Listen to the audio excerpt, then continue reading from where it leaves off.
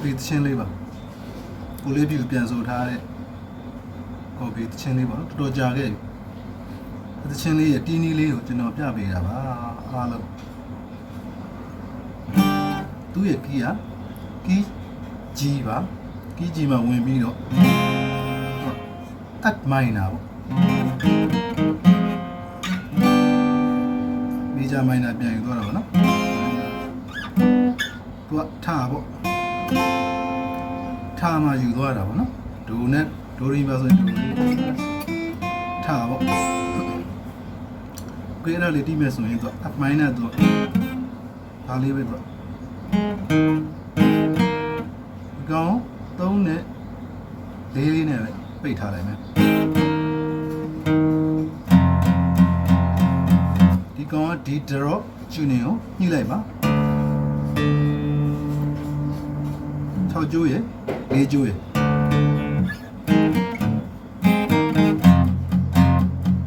ဒါလေးပါပဲဒီ G ကိုတီးမှကျတော့ဒီ G ကိုမတီးတော့ဒီ G ကိုတီးလို့မရတော့တဲ့အတွက်ဒီ G ရဲ့နေရာနာ6ကျိုးရယ်4ကျိုးရယ်ခွာကင်ထားလိုက်ပါမယ်ပိတ်ကင်တီးမယ်ဆိုဒါလေးပဲနော်လာလာလာလာဒါလေးရုပ်ဒီလေးပဲဒီမိုင်းနာကျတော့လည်းခွာကင်လိုက်ပါမယ်6ကျိုးရယ်4ကျိုးရယ်လာလာလာဒါ B minor B minor ကျတော့9နဲ့4နဲ့လာလာ C လာလာလာလာ G လာလာလာ D နာကြည့်ခြင်းနဲ့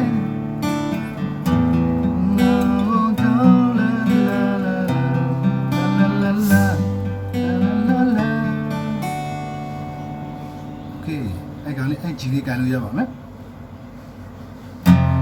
သူကဖမ်းပင်ပေါ့နော်ခုစတစ်တယောက်တည်းတီးမဲ့ဟာလေးအတွက်အဆင်ပြေအောင်ယူထားတဲ့စတိုင်လေးပေါ့ပြန်စပေးပါမယ် intro လေးကဒါပါပဲဒါလေးကိုပိတ်လိုက်တာ4 5 6 okay အဲ့ဒါလေးသူကယူရဆိုတော့ at minor ပေါ့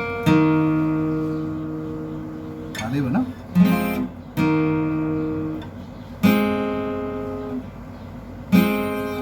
ဒီရဲ့ချီ A flat 3လေးကိုကန်လိုက်လက်သန်းက3ကျိုးကို3လေးဖြည့်မယ်လက်သန်းက3ကိုတီးမယ်3ကိုတီးမယ်လွတ်မယ်3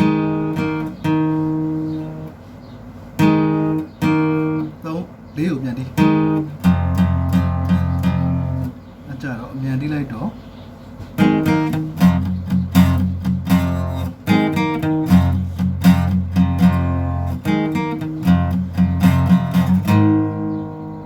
A flat ပေါ့နော်ဒါတော့ရိုး A flat ပါ A flat ကောမှာသူက power chord တွေတီးလို့ရတဲ့သဘောပေါ့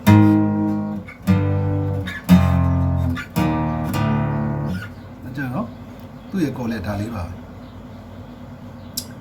ပြန်တီးပြပါမယ်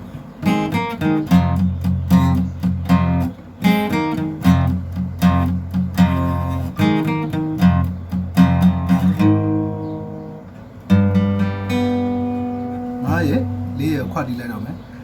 plugin လေးတီးသွားမှာပေါ့နော်လာလာလာလာ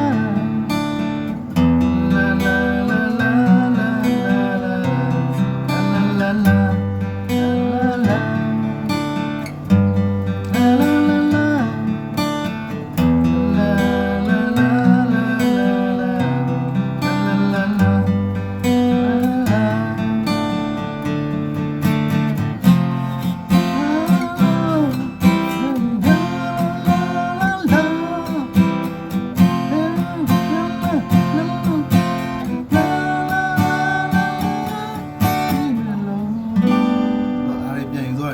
အဲ့နေရာမှာ up key ပါ G ရဲ့ထားပေါ့ F C ဒီမှာ D ဖြစ်သွားပါတယ် D ကိုယူလိုက်ပြီးမှဘယ်ကိုပြန်ဆင်းလို့ key G ကိုပြန်ဆင်းသွားတယ်ဒီမျက်လုံးနဲ့စီကိုအစနိုင်လိုက်တော့ G တော့ရတဲ့စအဆူမီဒီမျက်လုံးနဲ့စီကို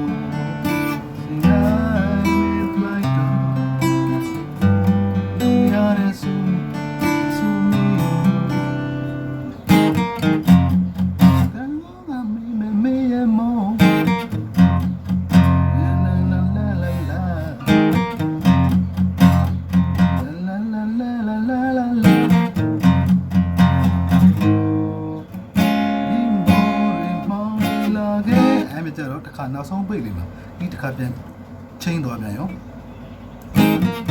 ဆိုလိုတီးညာပါနော်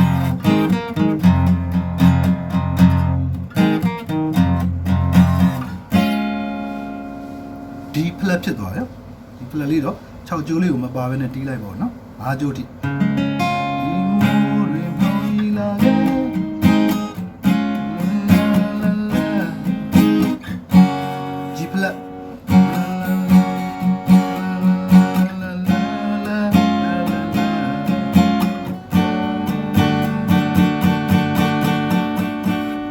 ဒီဖလက်ပြီးတော့ဒီကိုပြန်ယူမှာဆိုတော့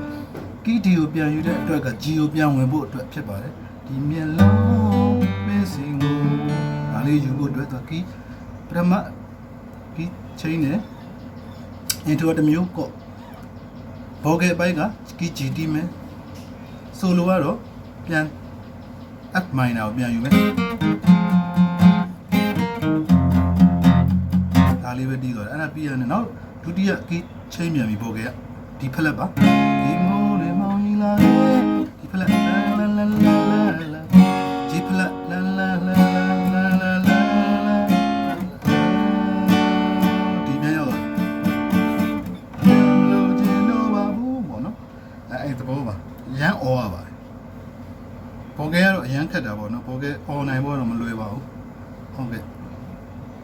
ဘာပဲဖြစ်ဖြစ်တီးနိုင်ဖို့အရေးကြီးပါတယ်တီးနိုင်ဖို့ပေါ့ဒီဟာလေးသိထားတော့ရတန်လေးနဲ့တယောက်ဆိုလဲတီးလို့ရတာပေါ့နော်အဲ့ဒါတော့အစားဆုံးကျွန်တော်ပြန်ပြပေးပါမယ်3ရယ်4ရယ်တီးလိုက်မယ်ရတန်လေးက3ကိုတီးမှာအရင်ဆုံးဒါကိုတီးလိုက်မယ်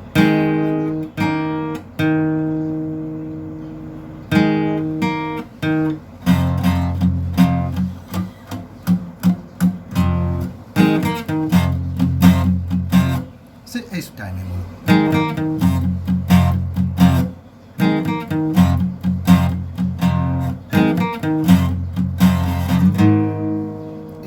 ဝင်ပေးလိုက်ပါမယ်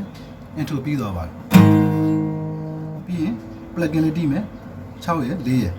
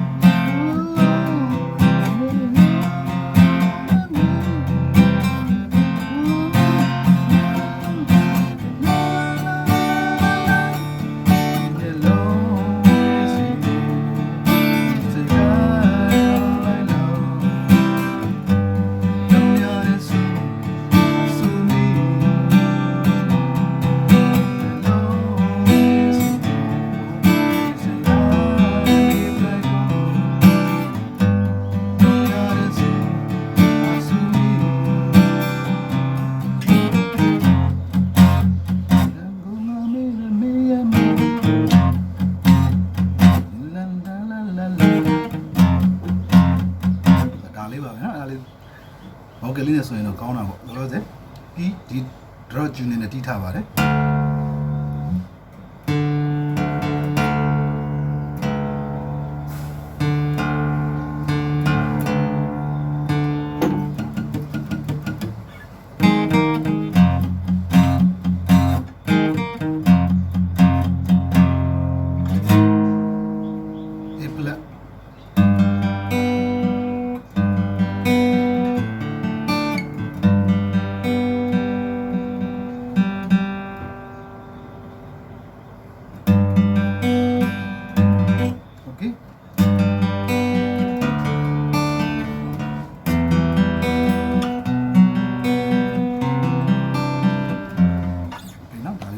ကိုသွားတီးလို့မရပါဘူးနော်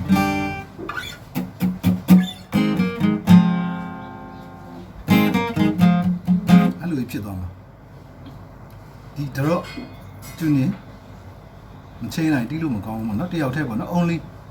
only တီးဖို့ဆိုရင် acoustic နဲ့မလာတဲ့အတွက်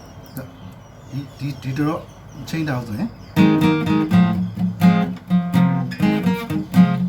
လောက်အောင်လေးပေါ့နော်တီးလို့ရအောင်ဒါပြန်ပြီးစမ်းသစ်ထားတဲ့ technique ပါပဲ